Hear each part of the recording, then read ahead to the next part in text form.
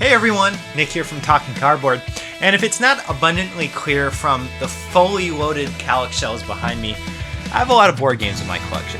One might even ask, does Nick ever sell any of his board games? And the answer is, of course, I don't.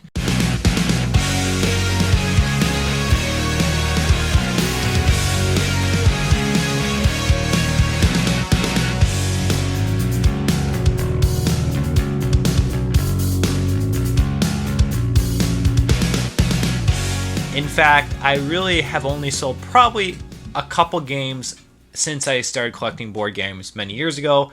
I probably was actually more frequently selling my games when I first started collecting games than I do today. And in fact, in one instance, I sold a game called B-17 Queen of the Skies, only to buy a copy back several years later when I realized that I missed this game, since it actually did kind of have a little bit of a nostalgic value for me, since it was one of the first hobby board games I ever played. So with that said, I started thinking about it the other week that, there's definitely games in my collection that I will never get to the table again. Either because I find these games just not fun, or I have games that are now just better than these games that I just know I'll never play anymore. And so with that in mind, I realized, okay, some of these games I am going to actually start selling. And that's kind of what has led me here talking in front of you today, because I am going to be getting rid of 5 games, and thought, why not do a video about it? So without further ado, let's talk about the first of the 5 games I'm going to get rid of from my collection, and why. Alright, so the very first game I want to talk about that I'll be getting rid of is called Axis of Villains, or Justice League Axis of Villains strategy game. And this game was published by Wonderforge, which is a company I've never heard of, so I'm not exactly sure. There's probably a good reason for why I've never heard of that company.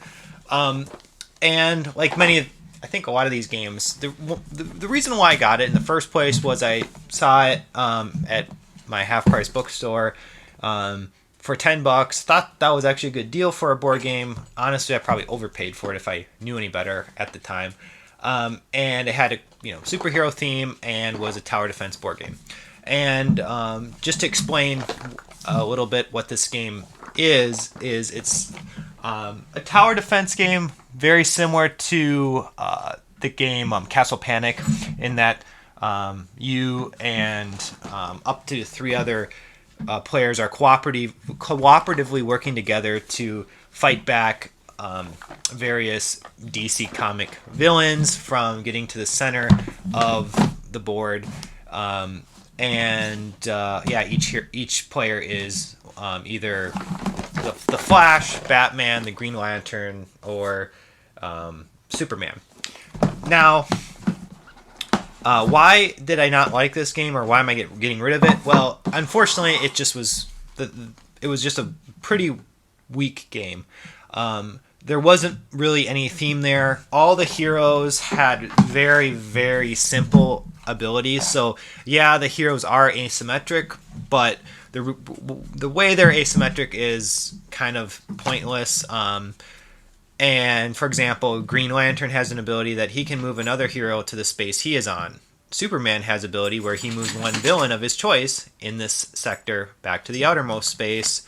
Batman's ability is other heroes may play power cards during battle on his turn. And then Helping Hand for the Flash says the Flash rolls a die and then moves another hero up to the number of spaces rolled. So all these abilities are very similar, but different. So thematically, it's like, well, why is that Flash's? They give each of these abilities names, but again, the heroes themselves kind of feel more or less the same, and that kind of turned me off. And then also, they do have each hero has their own number of unique die rolling stats, but the difference is that the Flash it gets to roll 2 die against Flash villains, or villains from his comic books, Otherwise, he's rolling 1 die, and that's the same for each of the heroes. They roll 2 die for villains that come from their comic books, and then otherwise they're just rolling 1 die. Which to me seems kind of like, again, a silly, stupid way to try to add theme to this game, I guess, by saying that the heroes are better against the villains that they normally are fighting against. Which I could also see, you can make the argument for the opposite, that actually they do worse against the villains that they normally are associated with because those villains know their weaknesses. Like for Superman, for example, a Batman or Green Lantern villain might not know that Superman is allergic to kryptonite, but Superman's villains would know that. So if anything, you'd think it should be the opposite. Now, that's the heroes. Again, kind of boring options with the heroes, but also the enemies are boring too. In fact, the enemies literally are just a numeric value.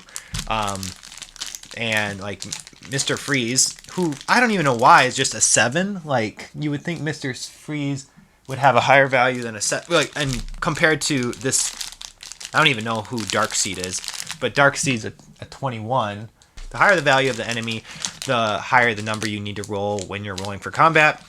And then when you roll the number, you either succeed or you fail. If you succeed, you capture the enemy. And if you fail, your hero just goes back to the center of the board. So there's no real defeat for the heroes. You're also not really destroying the enemies. And they can come back via these event cards, but the event cards are very uneventful. No pun. Ironically enough, a lot of times they're just placing a specific enemy on the board, or just moving all the enemies one space closer to the center. And also in the game, what you're defending is a satellite dish that's composed of four pieces that you put together in the center of the board, which I don't really understand the thematic connection of that. Like, I understand in certain, I don't know which comic it would have come from, but you have a crash, you have some satellite maybe in one of these comics that you're defending, but it's like if it's a satellite you're defending, then to me that means you're in space, and if you're in space, some of these, I guess Green Lantern can fly around in space. I saw the movie at least, and he flies around in space. But these other, and I guess Superman can fly around in space, but I don't know about Flash and and Batman and then all these enemies. So with all of that said, this game just fell flat. If I wanted to play a tower defense game, I have better options. I have what is one of my favorite tower defense games, even though it's kind of it's a true tower defense game in my mind compared to what Castle Panic in this game is. But still, it's a cooperative tower defense game, and that's King's Armory. Just so much more theme and interesting elements in this game opposed to Axis and Villains. And then also, if I want a superhero fix, I have better options for that as well. I have Marvel United in my collection, which, yes, it's still in shrink wrap. Don't yell at me in the comments, please. But I know this is a solid game from what I've heard, and I look forward to pulling this out at some point in the future. And although it's a competitive game, it's still superhero themed, and that's my Marvel Dice Master collection of dice. And I have, I haven't collected this stuff for years now, but I at one point definitely collected a decent amount of Dice Master dice, so I have that game too. And also, there's better superhero themed games out there in the market today that, if I really wanted, I would get over this game, such as the Marvel Champions LC or collect card game or whatever it's called. That game looks really cool. I don't have it, but that's probably obviously a way better superhero themed game than this one. So for all those reasons, I have no choice but to eliminate Axis to Villains, the strategy game, from my collection, and that's the first game.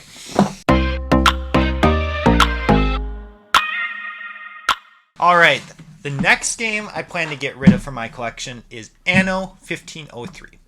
Now, you may have heard of the PC game Anno 1503, which is what this board game is based off of, and in fact, that was definitely the reason why I decided to pick this game up however many years ago. It actually says it was published in 2003, so This is really old school, not when it, relatively speaking, when it comes to hobby board games.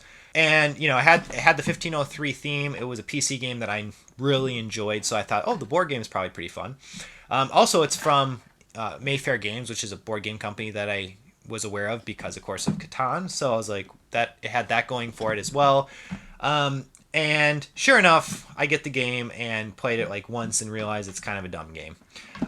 In a sense, it's very similar to Catan in that every player has their own little island board, as shown here in the back of the box, and there's different phases in the game. One of the phases, like the resource phase, and a die is rolled, and you get the resource that you have a dock for of that number.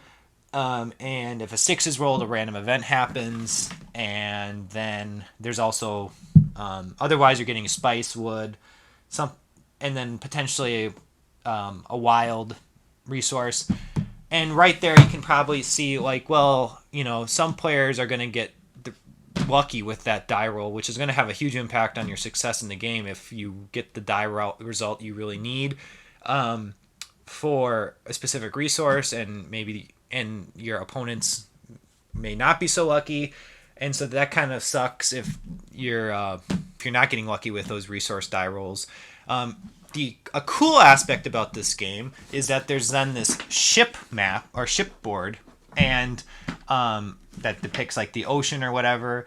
And that's obviously a big part of the PC game of Anno 1503. You moving your ship around the waters to try to find new islands. So I like the fact that they tried to simulate that in this game, but in practice it was kind of a dumb addition. So essentially, you have a ship that you can move around. There's a bunch of island tiles that start on the map, and you during one of the phases, it's the ship phase, and you get to move a ship 2 action points, and you can look at an island for an action point, and underneath the island tile, it may be gold that you just can pick up immediately, or it could be like an additional port that you can add to your island that then gives you another ability to get a certain resource on a given die roll during that resource phase. But then your ship just disappears. It's gone. You have to basically exchange your ship for the island tile. And if you ever want to get a ship back out in the waters again, you have to build it. So unfortunately, the whole ship aspect of the game was kind of a letdown. I feel like it could have been improved greatly and made it much more interesting, but it is what it is. And yeah, at the end of the day, I feel like this game was trying to expound upon the mechanics found in a game like Catan. And in reality, it fell way short of improving upon the system that you find in Catan. Yeah, there's not really any player interaction that I can think of, except I think you can trade with players if you really want to. So, in short, as a city builder game, I really wanted this to be exciting for me, and it just wasn't. I'm sure there's just many, many better city builder type games out there today. And as a result, I just have no interest in playing Anno 1503. With that said, I know there's an Anno 1800 coming out, which I believe is then based on the PC game Anno 1800, which was a follow-up PC game from Anno 1503. And that board game I know is designed by Martin Wallace, who I heard a lot of great things about for some of his other games. So I might actually myself check out Anno 1800 and see if that's a game I might want to add to my collection. Since I will admit I do kind of have a hole in my collection when it comes to city building games. I recently got this GMT game called Urban Sprawl, which was some sort of city building game. But other than that, I don't really have any other types of city building games in my collection. So that's something that I am keeping my eyes out for. But even with that said, Anno 1503 isn't worth keeping, and is the second game that I will be getting rid of my collection. Alright, so the next game I will be getting rid of from my collection is Holding On: The Troubled Life of Billy Kerr.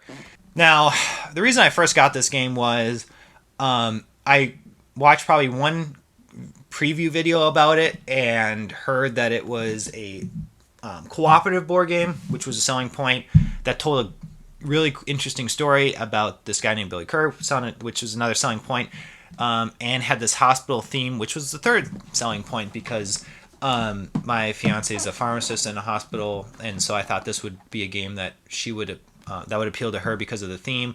But also, I enjoy hospital games too, so for all those reasons, I pretty much bought this game without really looking up any reviews, if I remember correctly. And sure enough, I paid the price for it, because after one playthrough of this game, I immediately lost my interest. And in fact, I don't even know if my fiance and I finished the very first scenario in this game, because we got so kind of bored by it. Now, in the troubled life of Billy Kerr, you basically have round after round of trying to essentially get the patient Billy to tell you about their life, and when he tells you about his life, you get to draw a memory card that has an image of a story of his life. I mean, an image of a memory from his life, and over time you collect more and more of these images or pick cards that basically tell you a photographic timeline of his life, and that's the game in a nutshell. Meanwhile, you are trying to keep him alive because he's on like life support or something like that. So you have to use your nurse pawns to essentially either try to get more story out of him or try to take care of him. And right there, it's kind of a weird dichotomy that's your choice that you're offered is, hey, you can help Billy Kerr live, or you can talk to him and try to learn more about his past. I would hope that any nurse ever is always going to prioritize the well-being of the patient before worrying about learning about their past life. And yet in this game, like mechanically, you either could try to let the patient die and learn more about their past, or actually care about them. Also, the pawns themselves are asymmetrical, so it would have been cool, and the pawns are the nurses, and they're asymmetrical, so it would have been cool if each nurse actually had some sort of unique abilities, so that when you played the game, it might be a little different than the previous time you played, because the nurse you chose maybe has, like I said, a different play style or something like that, but that's not part of the game. And then also the game is 1 to 4 players, so you can play it solo, but really there's no value in playing it with other people, because when you play it with others, you just have additional nurse pawns that you're using, and that's it. So it's kind of meaningless to play with someone else. It doesn't really add any game elements, so to speak. So for all these, and then from a gameplay side, this game just got boring too. You rinse and repeat. You go through morning. You draw a card. You draw 3 cards in a day. Each card is essentially, a list of health things you got to take care of, or if you don't, you can try to, get more memory cards. You do 3 of these cards in a day, and at the end of the day, you get to collect hopefully some useful memories, and then add them to your memory bank for Billy, and then you do it all over again. And in the first scenario, you need to get 6 what's called clear memories, which means first you have to get the vague memory from Billy and add that to your memory databank, and then you have to find the clear memory that goes over that vague memory. And the process of doing that was so tedious, and just it got frustrating, because these pawns that you're using to basically take care of Billy have only a certain amount of uses before they get overly stressed, and so you're managing that. Like, that's what basically the game is all about, is using your pawns as efficiently as possible, your nurses as efficiently as possible, without getting them overly stressed. But there's really no hospital aspect to the game. There's not like, you need to feed him, or you need to give him a certain medication, or whatever. There's no actual hospital. There's no real hospital connection to the game, which also kind of made me lose interest in the game, and wasn't what it was not what I was expecting when I got it. And anyway, I just can't imagine doing 10 scenarios of essentially the same thing. Like I did see that there's calling cards that get added in the scenarios after the first scenario, but in short, I feel like you're doing more or less the same thing over and over and over again. And I just didn't think that would be a fun game. And after you play it through once and I guess get to see all of his memories lined up, I feel that you wouldn't even have any kind of interest in playing this game again. So with that said, when it comes to hospital-themed games, I also already have a bunch of better ones in my collection, such as Rush MD, Healthy Heart Hospital from Victory Point Games, and then right behind me, I have Clinic, which is a very solid hospital-themed game. And when it comes to storytelling games, a game that I think is similar in what this game is trying to do, but just much better and much more engaging and interesting, is Time Stories. So in Time Stories, you also are putting together a panorama of pictures to look at over time. But that game also actually has solid mechanics to it, and it's just a much more interesting game to play. And does, I think, what Holding On's trying to do, but just better and from a storytelling aspect. So I have no trouble in letting go of Holding On.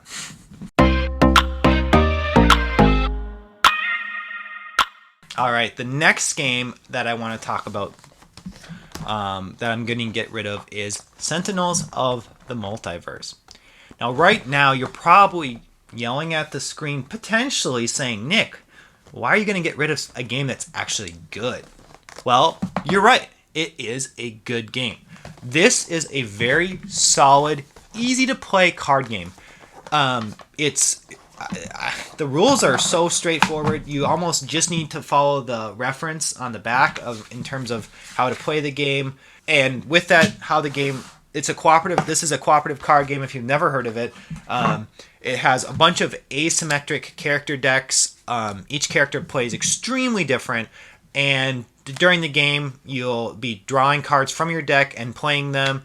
Some cards allow, and then meanwhile, you have a boss deck. And the boss that you're playing against will have their own deck of cards and also their character card with a certain amount of health.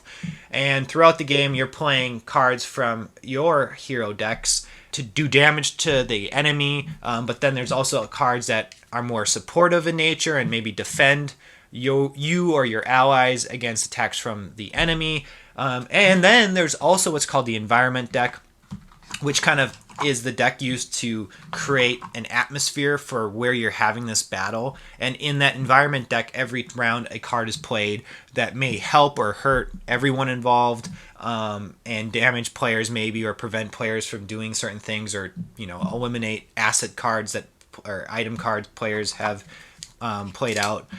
So there's all types of cards that the various heroes, or equipment, I guess, is a type of card that you can play next to your hero to make your heroes more impactful.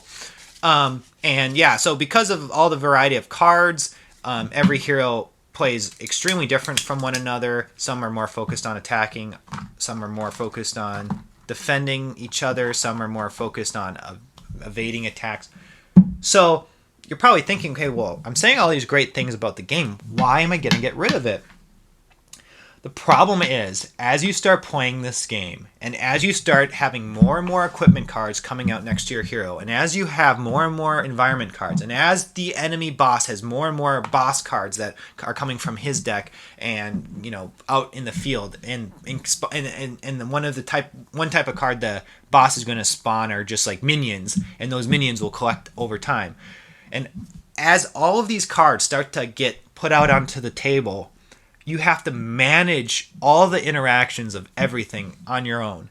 And that becomes so overwhelming very quickly, because every item or equipment or enemy card might have some sort of +1 or -1 or +2, or if this happens, and you have to keep all of these modifiers in your head and all these interactions in your head at all times, and it becomes an impossible task to do. It just, at least for me. Obviously, I'm sure there's people that play this game all the time and have no problem doing that, and great for those people. But for me, it unfortunately became more work than play. And of course, I don't. If I'm going to be playing a board game, I want to have fun. I don't want to be playing a game and having it feel like I'm working. And what really then made me lose interest is when I finally played the app version of Sentinels of the Multiverse. Because in the app does everything for you. You just play your card, and all the app of course is keeping track of everything that's going on the virtual table.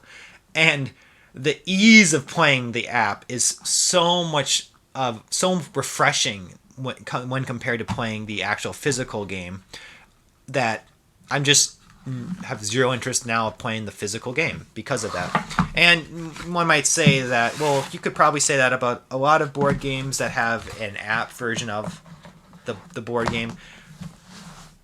And yeah, in a way that's true. It's definitely true that an app or a digital version of any kind of board game is going to be faster and easier to play. But really, I personally still enjoy playing the physical board games of pretty much every other board game that does have a digital version available, except for Sentinels of the Multiverse, because of how Sentinels of the Multiverse plays, and because of how it's very difficult to keep track of everything that's going on as you play this game. So, I have no interest in keeping this game in my collection, because I know if I'm going to play Sentinels of the Multiverse, I would just play on the app. And for that reason, I'm deciding to let Sentinel of the Multiverse go out of my collection.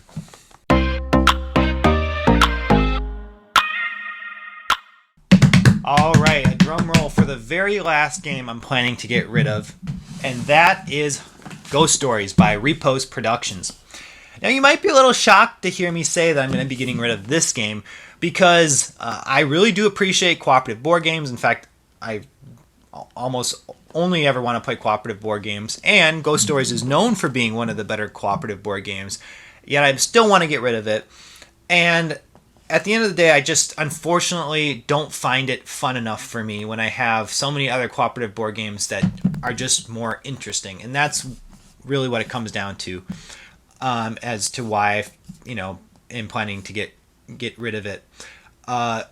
In short, Ghost Stories is a cooperative tower defense style board game. 1 to 4 players are cooperatively playing together to fight back these evil ghosts that are infringing on this city. Every player will have their own board where there are 3 spaces for enemy ghosts to populate, and over time, those ghosts on your board will take steps closer and closer to the city area. The city area is comprised of 9 different tiles, and each tile allows players to take a different action on them. But once these ghosts start arriving to the city, those tiles will flip over, and then they nullify whatever action you can take on those tiles. And after 5 tiles have been flipped over, the players lose the game. So this game also has a reputation for being extremely difficult. I guess I don't necessarily... That's not a reason why I don't have interest in it, but I do want to throw that out there, that I'm sure a lot of people don't like this game for that reason.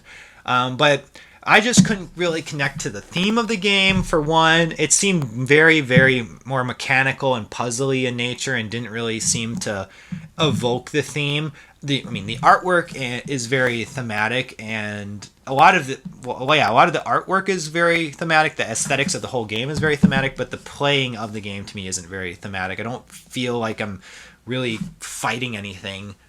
When you're trying to attack a ghost, all you're doing is rolling die and hope you get certain colors. It kind of felt blah when you're trying to actually fight things, and I just didn't feel like I had a lot of interesting choices to make when you're playing the game, And also, the characters are asymmetrical, but I feel like they're asymmetrical much like as how the heroes in the Axis of Villains game are asymmetrical, in that they each have some random unique ability that at the end of the day one of these abilities is definitely going to be better than another one. And I can't remember. There was definitely a hero like that. I was like, okay, maybe they get an extra action or turn, or it was some sort of thing that I was like, wow, like if I'm playing this game, I'm always going to be this hero because they clearly have the best ability. And that kind of also another reason why I lost interest in the game is for something like that. But really what it comes down to is I just have a lot of other cooperative board games in my collection I'd rather play than this one. One thing though I do want to point out, and I think it deserves credit for, and that's being what I would say a good choice as a cooperative gateway board game to the hobby. I would still say Pandemic is my number one option as a gateway game to get players into the board gaming hobby. But this might be the second, one of the second at least, cooperative board games that one might use to get players interested in playing more board games because of the fact it's a relatively simple board game to play. The rules aren't overly complicated at all. Really, the majority of the rules is just knowing what the various symbols on the enemy cards do. But the playing of the game itself is very simple. You like move and then take an action, and that's it. So for that reason, I still think this game deserves the recognition it has received over the years. But now I think it's become outdated. There's just better games out there that are cooperative and have a tower defense theme than Ghost Stories. So with that said, I have no choice but to ghost Stories out of my collection. Those are the 5 games that I plan to get rid of and why. I really hope that you guys enjoyed this, and maybe I've empowered you guys to start looking at your own collections and figure out which games you could get rid of. And don't get mad at me if I have got you in that mindset. I'm doing you a favor because you're not going to play all those games as it is, and I'm probably saying this more as a self-reflection of myself more than anything else. But also, possibly, maybe you some of these games you've decided you might actually want to get for yourselves. Now, if that's the case, definitely reach out to me. These games are currently on Craigslist. I'm selling all 5 for a nice price of $50, so if you want to get them, let me know. But I hope they sell soon because I really need to free up the shelf space for more games that I have coming in as Kickstarter projects. But please also add in the comments if this is a type of video that you enjoyed watching, because if it is, I may be able to put together another 5 games I'm getting rid of and why video in the future, or at least I better try to do that for my own sake. Regardless, please like and subscribe the video if you appreciate this content. I really enjoy you guys watching, and with that said, I'm Nick from Talking Cardboard. Hope to see you guys again soon, and hope you have a great day. Thanks.